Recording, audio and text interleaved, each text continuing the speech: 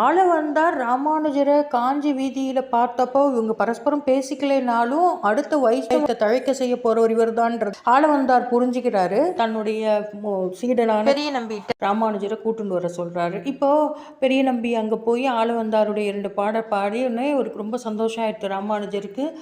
ஆளவந்தாருடைய பாடல் அவர் உங்களை அழைத்துட்டு வர சொல்ல வர முடியுமா? அப்போ இவர் கிணத்துலேருந்து தண்ணி அடிச்சு பெருமாளுக்கு அந்த பெருமாளுக்கு இந்த தண்ணியை சேர்த்துட்டு வந்துடுறேன்னு வீட்டில் சொல்ல வேணுமா? இல்லை அதுக்கு நேரம் இல்லை, அவரே முடியாமல் இருக்கான்னு சொன்னீங்க வாங்க அப்படின்ட்டு அந்த தண்ணியை சேர்த்துட்டு உடனே புறப்படுறாங்க. வழிநடுக ஆளவந்தாரை பற்றி எல்லாம் சொல்லும்போது அவருக்கு சிலிர்ப்பாக இருந்தது ராமானுஜர். ஆனால் இவர் போய் பார்க்கறதுக்கு முன்னாடியே ஆளவந்தார் திருப்பாதம் அடைந்து விட்டார். ராமானுஜர் சூளுரை எடுக்கிறார். என்னன்னா பிரம்மசூத்திரத்திற்கு பாஷ்யம் எழுதும், அதுதான் பாஷ்யக்காரன்னு அவரை கூப்பிடுறாங்க.